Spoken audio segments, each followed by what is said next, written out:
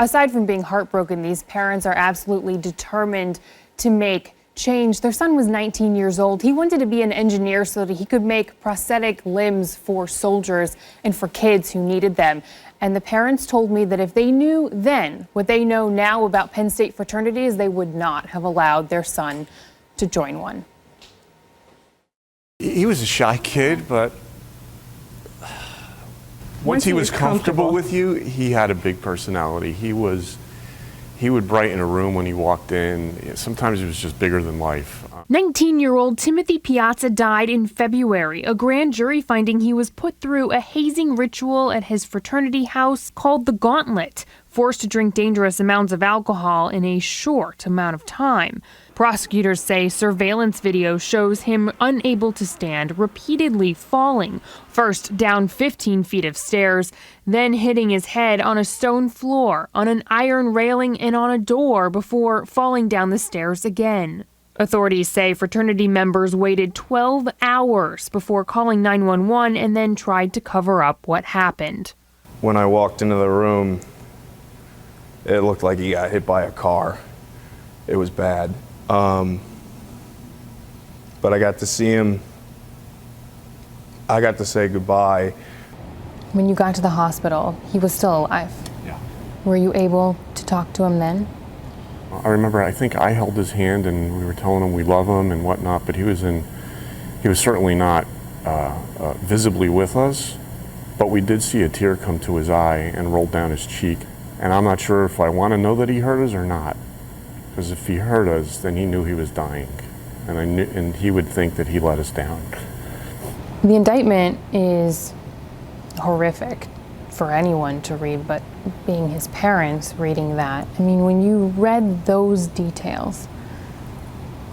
They killed him. They fed him lethal doses of alcohol, and they killed him. And then they treated him like roadkill, like a rag doll. They slapped him around, they threw water on him. One kid punched his area that it was clearly visible. They said the spleen was shattered. It was chilling. As a parent, it was chilling. It was, in my mind, it was murder. They let him suffer for 12 hours. They let him die a very slow death. It's not any way anybody should ever be treated. There were people in that house that knew he was dying, and when they knew that death was imminent the next morning, they waited 42 minutes to call for help while they told people to clean up, cover up the evidence, get rid of it. This wasn't boys being boys. This was criminal activity. What has been the response to you guys from Penn State officials? What have they said to you? I've had a dialogue with President Barron to some extent, but otherwise Penn State has been fairly silent. No one from Penn State, or the fraternity for that matter, came to the wake or the funeral. No one? No one. None of these fraternity brothers came to the funeral? No one. And no Penn State officials? No Penn State officials. You expected a different response from them?